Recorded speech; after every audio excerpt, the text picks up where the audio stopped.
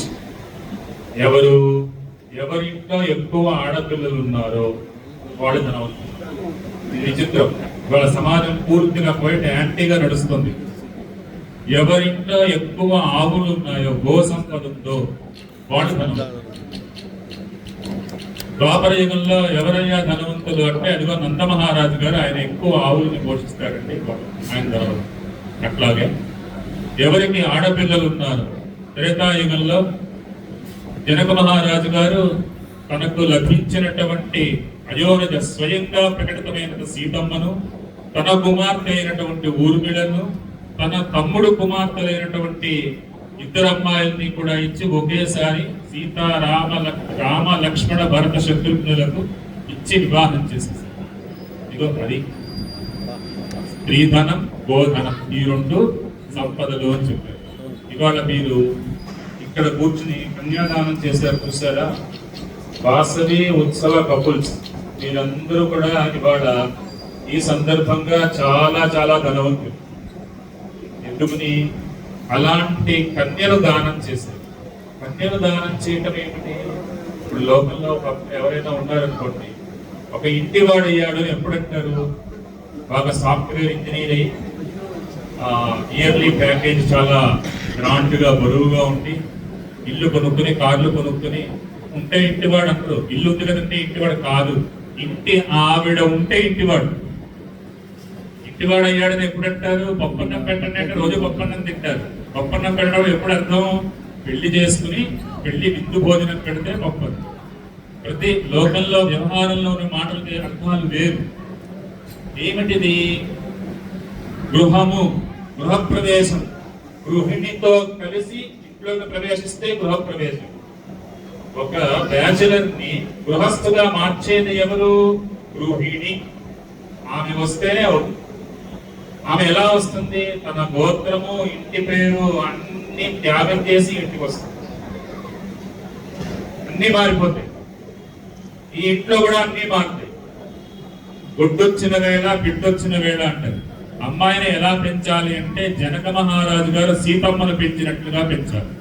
ఇయం సీత మమసుత సహధర్మచరీతవ ప్రతీక్ష తైనాహ భద్రంతే ఛాయేవానుగతావివ.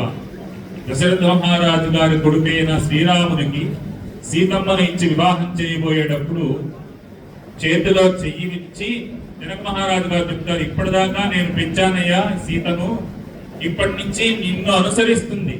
ఎలా? నీడలా నీ వెంట ఉంటుంది.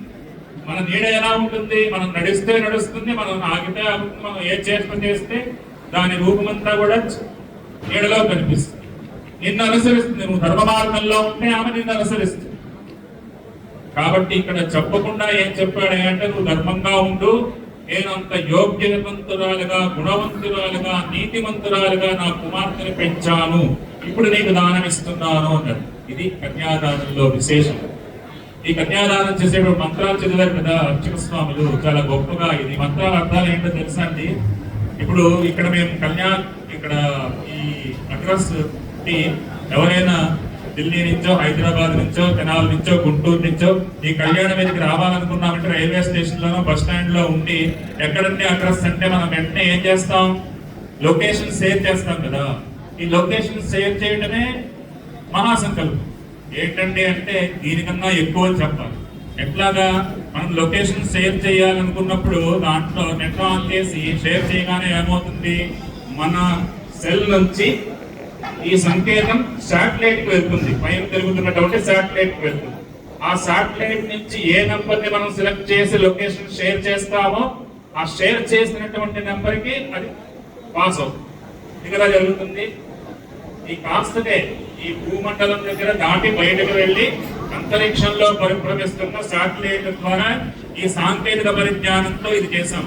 ఇది వేల సంవత్సరాల క్రితం మహర్షులు కనుగొన్నటువంటి గొప్ప విషయం ఏంటంటే, భూమికి పైన ఉన్నటువంటి 7 లోకాలు, సువర్లోక, మహర్లోక, జనోలోక, తపోలోక, సత్యలోకం, అక్కడ ఉన్నటువంటి భూమికి కింద 6 లోకాలు, మొత్తం 14 లోకాల్లో ఎక్కడ ఉన్నా కూడా కన్యాదానం చేసేటువంటి కన్యాదాతలకు తల్లి తరపున 10 తరాలు, తండ్రి తరపున 10 తరాలు తరిస్తారు అంటూ ఈ బ్రహ్మాండాల్లో ఒక బ్రహ్మాండం, బ్రహ్మాండంలో సౌర కుటుంబం, ఆ సౌర కుటుంబంలో ఒక భూమికి చంద్రుడు ఉపగ్రహం.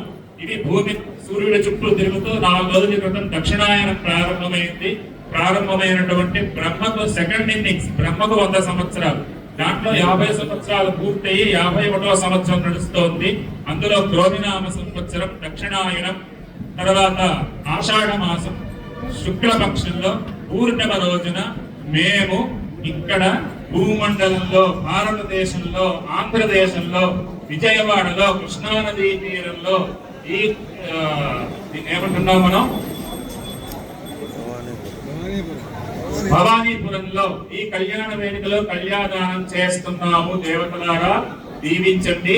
మా అమ్మాయిని లక్షణ లక్షితైనటువంటి చిరంజీవి లక్ష్మి సౌభాగ్యవతి శ్రీదేవిని, ఆగ్రవ గోత్రదైనటువంటి శ్రీదేవిని, కాశ్యప గోత్రదైనటువంటి భూదేవిని ఇద్దరిని ఇచ్చి కన్యాదానం చేస్తున్నామని దేవతలకు షేర్ లొకేషన్ చేయడం అన్నమాట.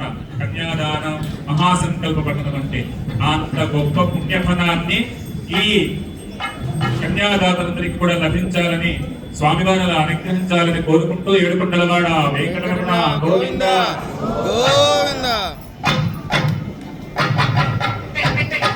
పంపిస్తున్నారు అయ్యగారి దగ్గరికి కన్యాదానం తీసుకొని.